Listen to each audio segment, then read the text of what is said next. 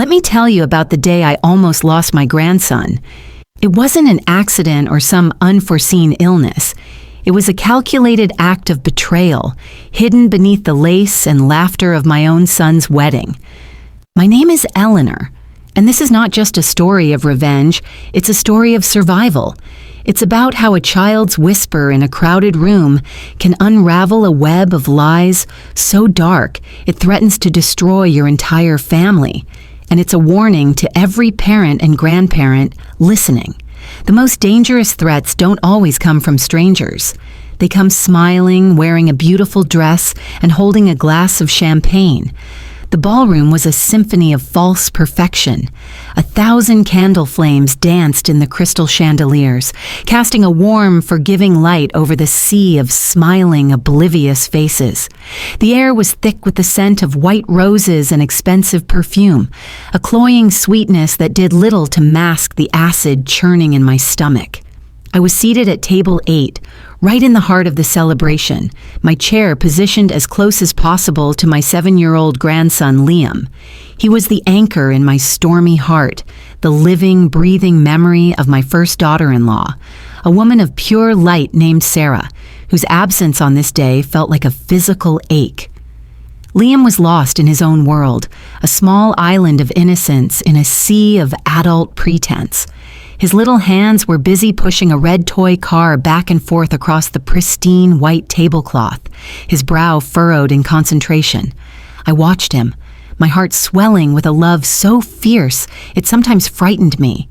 He had his mother's eyes, the same clear, honest gaze that could see straight into your soul. I reached over and gently straightened the miniature bow tie at his neck, my fingers brushing against his collar. It was a gesture meant for him, but it was also a silent prayer to Sarah, a promise that I was still here, still watching over her boy. My son, Daniel, moved through the crowd like a man who had finally found his way out of a long, dark tunnel. His smile was wide, his laughter a little too loud, a desperate performance of happiness. He was marrying Isabella today, his second chance, his beautiful, charming, and utterly terrifying new wife. I tried to be happy for him. I truly did. After the crushing grief of losing Sarah, he deserved some light. But every time my eyes met Isabella's across the room, a cold dread slithered down my spine. She was stunning in her beaded gown, a vision of elegance, but her smile never reached her eyes. They were like two chips of polished flint, calculating and cold. The music and laughter swirled around us, a beautiful lie masking a terrible secret. I had no idea that beneath the table, hidden in the shadows, was a piece of paper that would shatter this perfect day into a million jagged pieces. Grandma Eleanor? Liam's small voice pulled me from my dark thoughts. He had stopped playing.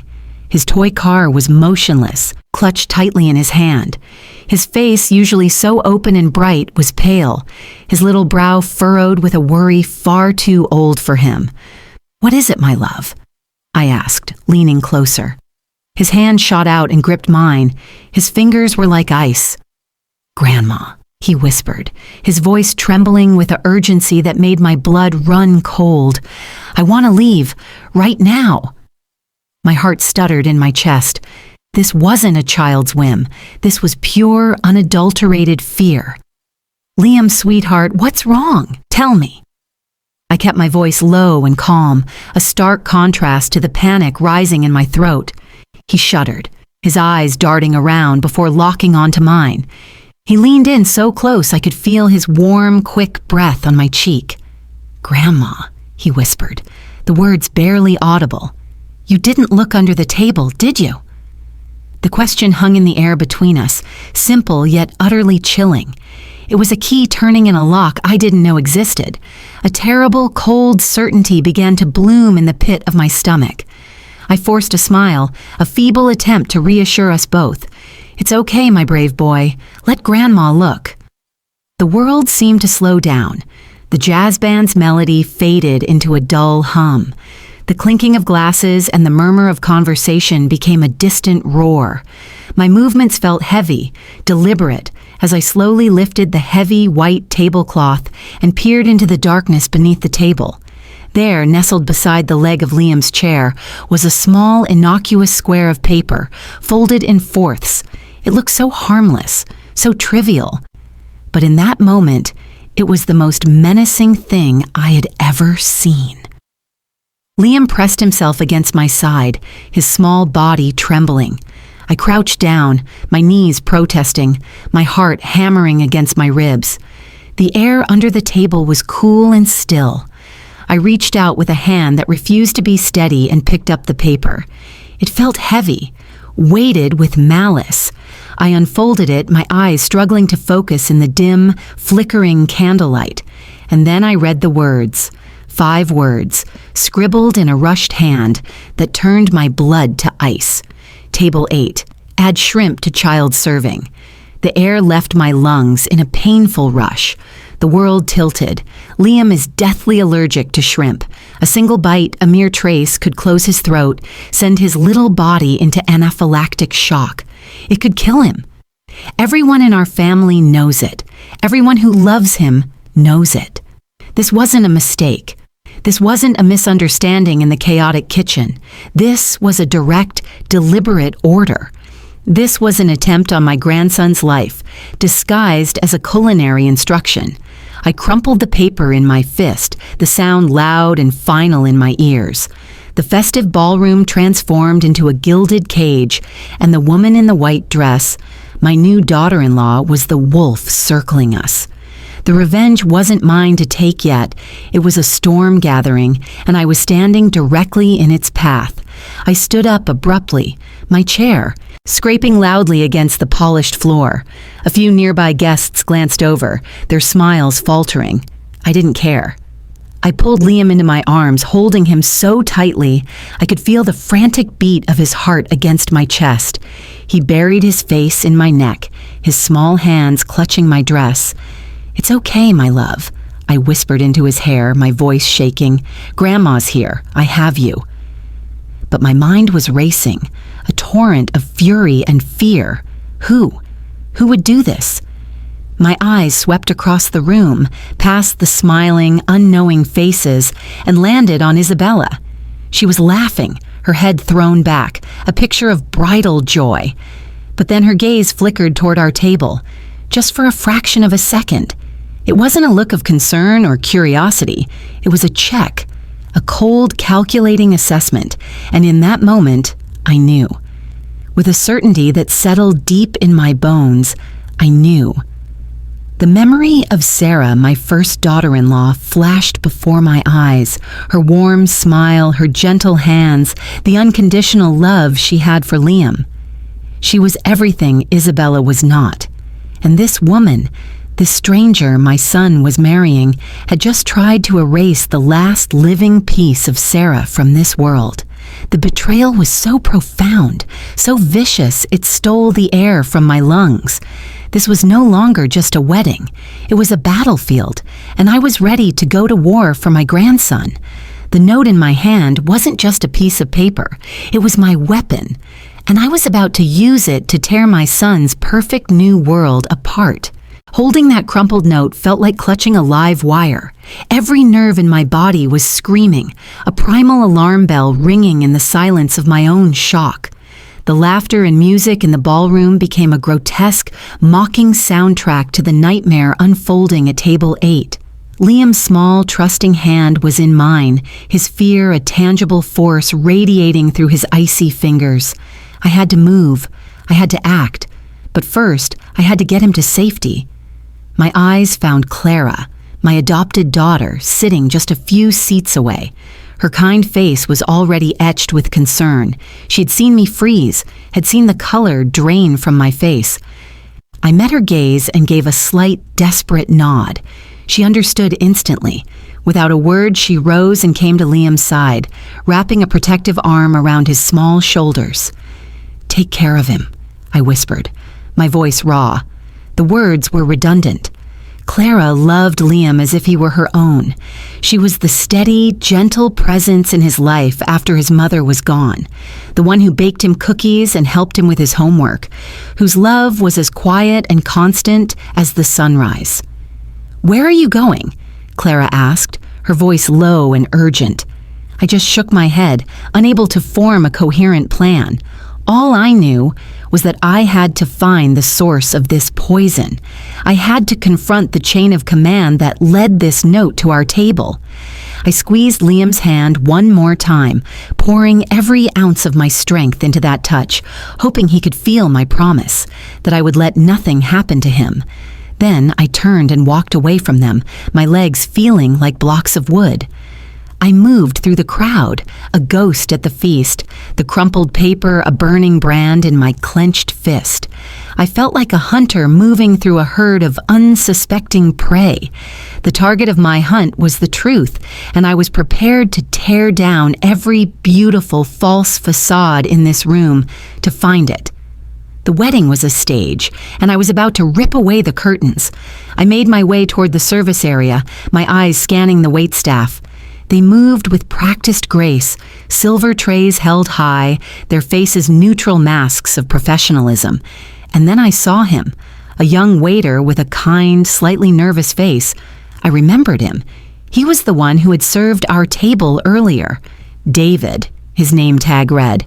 He was standing near a service station, arranging glasses on a tray. I marched straight up to him, my heart pounding a violent rhythm against my ribs. I didn't bother with pleasantries. I thrust the crumpled note in front of him, my hand trembling not with fear, but with a rage so pure it was terrifying. "Do you know what this is?" My voice was low, but it cut through the ambient noise like a blade. David's eyes widened. He looked from the paper to my face, and I saw a flicker of panic. That's my paper. I must have dropped it. "I'm so sorry, ma'am." "Your paper?" I hissed, leaning closer. "A woman gave this to you, didn't she? Who was she?"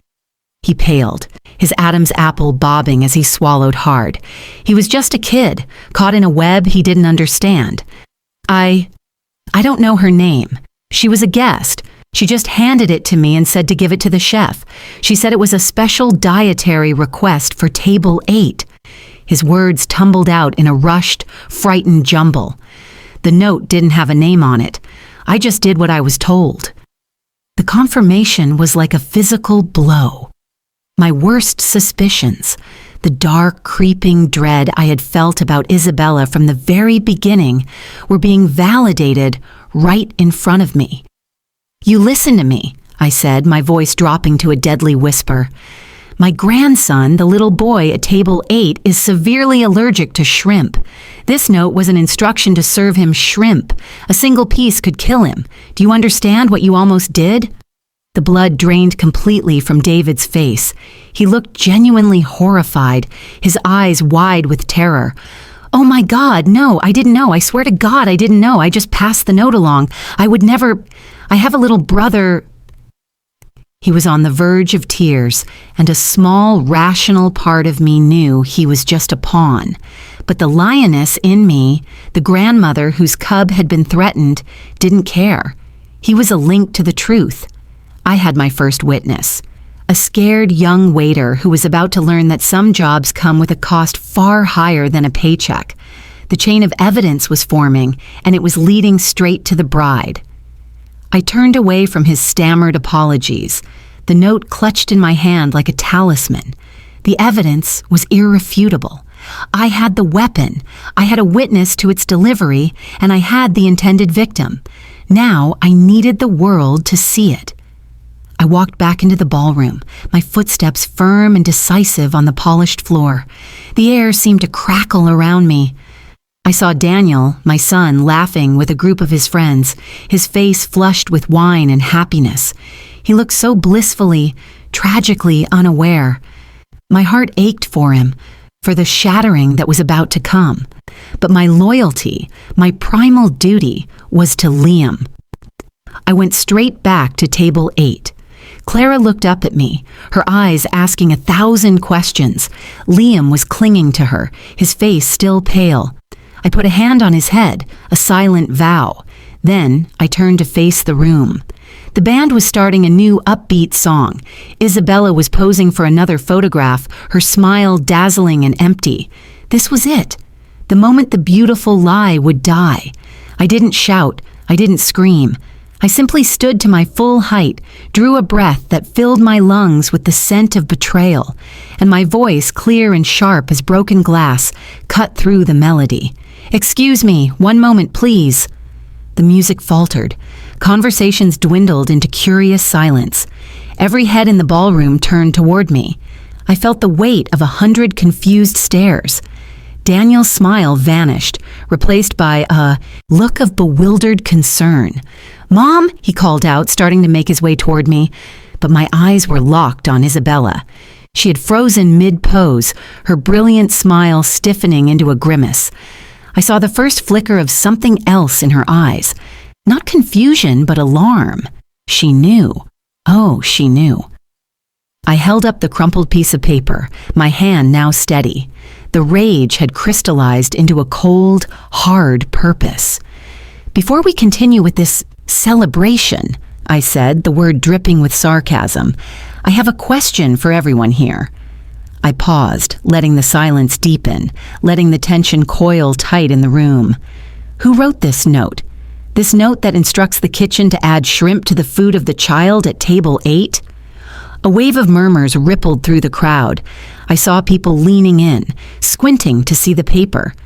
Daniel finally reached my side, his face a mask of confusion and growing anxiety. "Mom, what is this? What are you doing?" I turned to him, my heart breaking for the pain I was about to cause him, but my resolve was ironclad. I thrust the paper into his hand. "Read it, Daniel. Read it out loud." He took the paper, his brow furrowed. His eyes scanned the scribbled words. I watched as the meaning dawned on him, as the color slowly leached from his face. What does this mean?" he stammered, his voice thick with disbelief.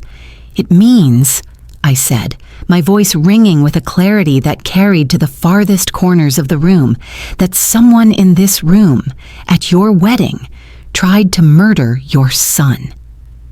The word murder landed like a bomb. Gasps echoed through the ballroom. The silence was now absolute, heavy and suffocating. The perfect wedding was over. In its place was a public inquest. The bride's beautiful facade was about to be put on trial, and I was both the prosecutor and the executioner. The truth was a guillotine, and I was ready to let the blade fall. Isabella finally moved, sweeping toward us, her wedding gown rustling with an angry sound. Her face was a masterpiece of feigned shock and indignation. "Eleanor, what is this ridiculous drama? This is our wedding day. This is clearly some kind of sick joke."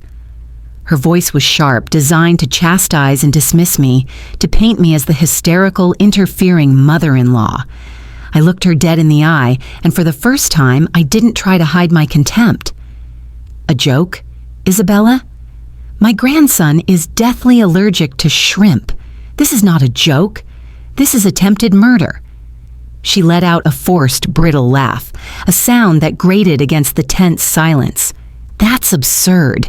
There's no name on that paper. You're going to take the word of a piece of paper a child found. You're desperate to ruin this for Daniel, and you're making up monstrous lies." She was good. She was twisting the narrative, trying to make herself the victim of my jealousy. I saw a few guests nod, their expressions doubtful.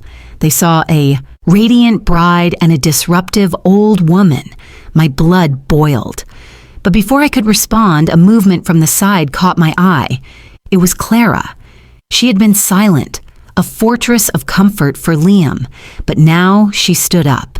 Her gentle face was transformed, hardened by a fury I had never seen in her before. She took 2 steps forward, and with a calm that was more terrifying than any shout, she spoke. "It's enough, Isabella." Then her hand flashed out. The sound of the slap was like a gunshot in the quiet room, a sharp, stinging crack that left a red mark blooming on Isabella's perfectly made-up cheek. The entire ballroom seemed to recoil as one. Isabella staggered back, her hand flying to her face, her eyes wide with genuine shock. Then the tears came. Crocodile tears designed to manipulate. She turned to Daniel, her voice a wounded sob. "Daniel, you see? She's insane.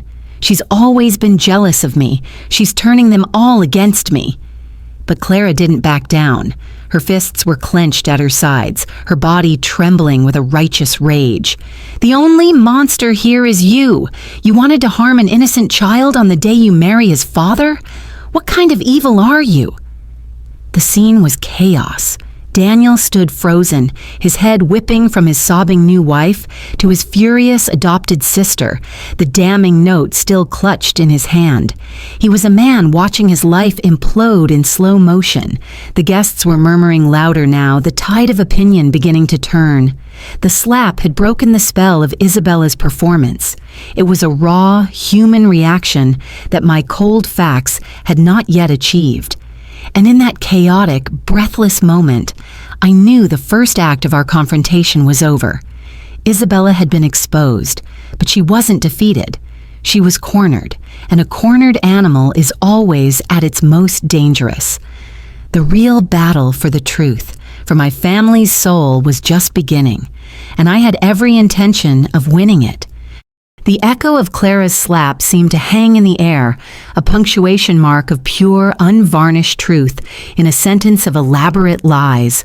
For a single, suspended second, there was no sound in the grand ballroom except for Isabella's sharp, indrawn gasp. The red mark on her cheek was a brand, a visible stain on her pristine bridal perfection. I watched her, this woman who had woven herself into the fabric of our family with silken threads of deceit, and I saw the mask slip. Beneath the shock and the manufactured tears, there was a flash of raw, panicked fury. She was a chess player who had just lost her queen, and she was scrambling for a new strategy. Daniel stood between us, a statue of a man carved from confusion and pain. The note was crumpled in his fist, the paper now damp with his sweat. "Clara!" he barked, his voice strangled. "What the hell has gotten into you?" But his words lacked conviction. His eyes, wide and wounded, were darting from the note in his hand to Isabella's stricken face, to Clara's defiant stance, and finally, to me. He was searching for an anchor in this sudden, violent storm and finding none. Isabella seized on his hesitation. She buried her face in his shoulder, her sobs theatrical and loud. "She's crazy, Daniel. They're all crazy. They never wanted me to be happy. They've been planning this. I know it." Her voice was a masterclass in manipulation, each sob designed to paint her as the victim and us as the villains. She was trying to drag him back into her narrative, to make this about a family feud and not about the lethal intent of that note. But Clara's act of defiance had broken the spell for everyone else. The guests were no longer a unified audience of well-wishers. They were a fractured jury, their whispers now laced with suspicion and dawning horror. An uncle of mine, a man who had known me my entire life, stood up, his face grim. "Daniel, maybe you should all take this somewhere private," he said, his voice low but carrying. The walls were closing in on her. I could see it in the frantic pulse at her throat, in the way her perfectly manicured hands clenched into fists. A cornered snake is at its most dangerous, and Isabella was ready to strike at anyone to save herself. "No," I said, my voice cutting through the murmurs. It wasn't loud, but it was absolute. "This won't be swept into a back room. This involves the safety of my grandson, and it will be addressed here and now." I turned my gaze from Isabella's performative grief back to the young waiter, David, who was still hovering near the service entrance, looking as if he wished the floor would swallow him whole. "David," I called out, my tone leaving no room for refusal. "Come here, please." He shuffled forward, pale and trembling, the eyes of the entire room upon him. Isabella's sobs quieted into a tense, watchful silence. "Tell everyone," I instructed him, my voice cold and steady. "Tell them what you told me. Who gave you that note?" David's Adam's apple bobbed. He looked like a scared rabbit. A woman, ma'am, a guest. She handed it to me and said it was for the chef, a dietary request for table 8. "Isabella," I said, turning my icy gaze back to her, "would you like to explain why you would send a note to the kitchen about my grandson's food?" It was a direct accusation. The air left the room. She lifted her head from Daniel's shoulder, her eyes blazing. "This is insane. I did no such thing. He's lying. He's confused." She pointed a trembling finger at David. You're trying to cover for your own mistake." But I was ready. He's not confused. He's terrified, because he just realized he was an unwitting accomplice to attempted murder. I let the word hang in the air again. "Murder, Daniel. On your wedding day." I looked at my son, my heart shattering for him, even as I drove the knife deeper. The woman you just vowed to spend your life with tried to kill your son. Daniel flinched as if I'd struck him. He looked down at the note again, then at Liam, who was still clinging to Clara, his small body trembling. I saw the moment it truly connected for him. It wasn't about a misunderstanding or a family argument anymore. It was about the life of his child, the life of the son he had with Sarah, the woman he had loved and lost. His face crumpled, the last vestiges of his wedding day joy evaporating into a haze of gut-wrenching horror. "Isabella," he whispered, his voice breaking, "tell me this isn't true. Look at me and tell me you had nothing to do with this." It was the plea of a drowning man, and Isabella, in her arrogance, thought it was a lifeline. She straightened up, wiping her tears, her expression morphing into one of wounded dignity. "How can you even ask me that, Daniel? After everything I've done for you, for this family, I love Liam. I would never—" She was interrupted. A sound, small and broken, came from a table near the front. A young girl, maybe 18, with Isabella's same dark hair but none of her hardness, stood up. It was Isabella's younger sister, Maya. Her face was streaked with tears, her hands shaking as she pressed them to her mouth. "It was me," she choked out, her voice a fragile thread. "I gave the note to the waiter." The silence that followed was deeper than any that had come before.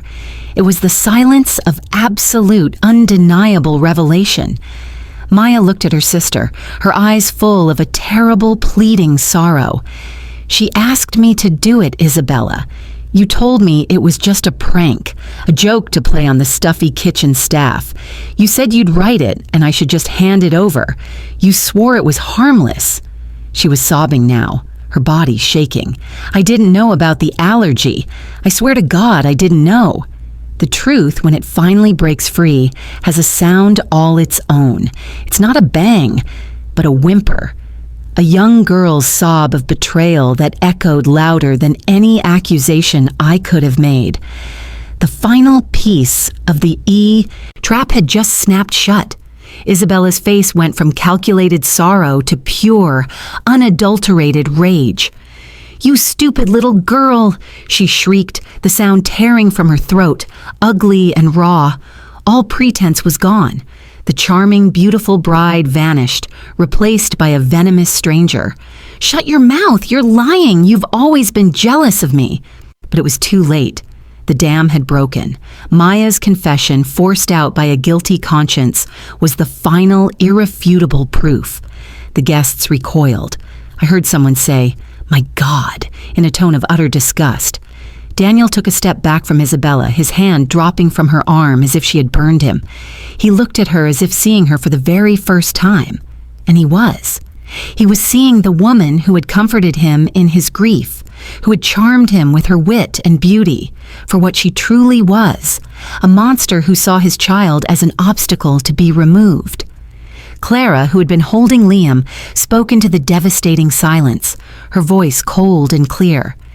If you want to keep denying it, Isabella, I'm sure the hotel would be happy to pull the security footage from this area. We can all see for ourselves who wrote that note and who handed it off. That was the checkmate. Isabella's eyes darted toward the discreet cameras in the corners of the ballroom. The last of the fight drained out of her. Her shoulders slumped. She didn't confirm it. She didn't deny it.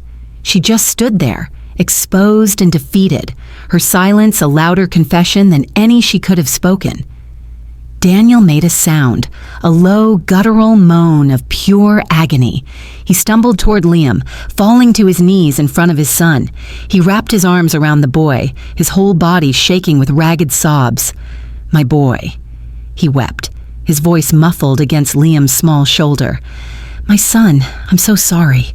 I'm so sorry. Please forgive me. Please."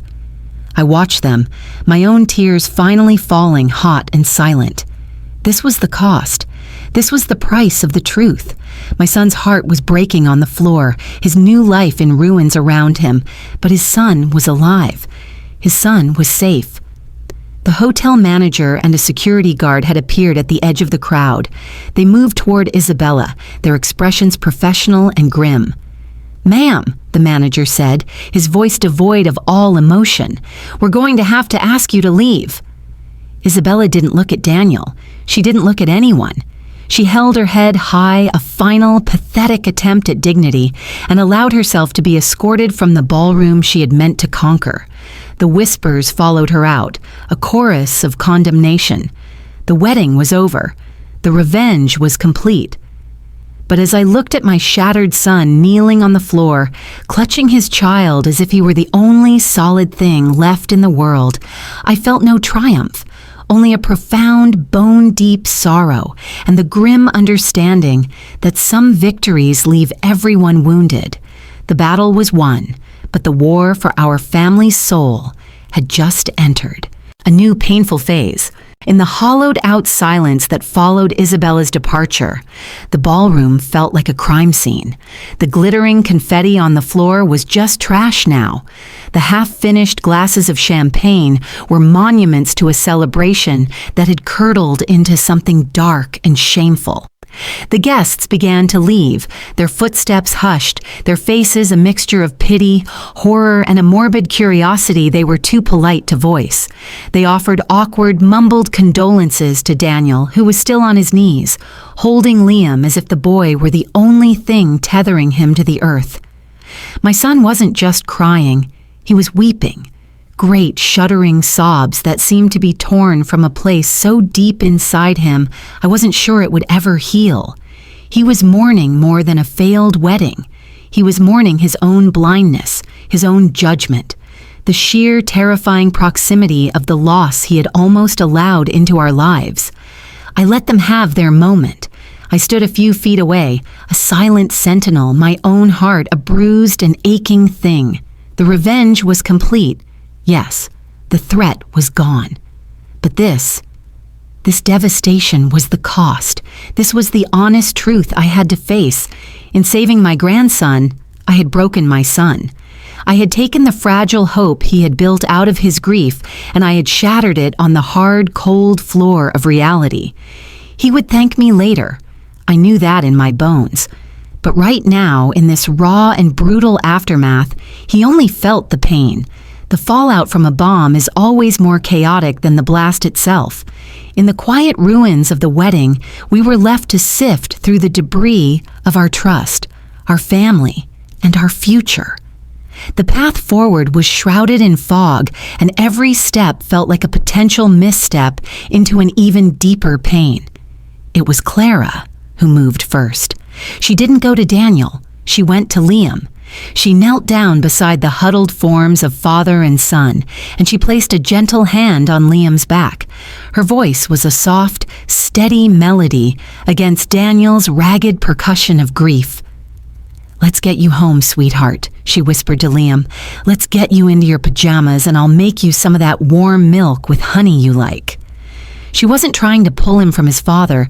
She was building a bridge out of the nightmare, offering a small, familiar harbor of safety. Liam lifted his tear-streaked face from Daniel's shoulder and nodded, his small hand reaching for hers. That simple act of trust, that unspoken transfer of care, was the first stitch in the gaping wound of our evening. The days that followed were shrouded in a heavy, oppressive quiet. Our home, which had always been a sanctuary, now felt like a hospital ward for the emotionally maimed. Daniel moved through the rooms like a ghost. He performed his duties. He took Liam to school. He went to work. But the light in his eyes was gone. He was a man going through the motions, haunted by the ghost of a woman who never really existed and the chilling specter of what she had almost done. The name Isabella was never spoken. It became a curse word, an unspeakable thing that hung in the air between us. I watched him with a heart so full of conflicting emotions, it was a constant ache. There was anger, yes, a deep, simmering rage that he could have been so blind that he could have brought that viper into our nest. But stronger than the anger was a devastating pity. I was his mother. I had held him when he was a baby, had kissed his skinned knees, had comforted him through his first heartbreak.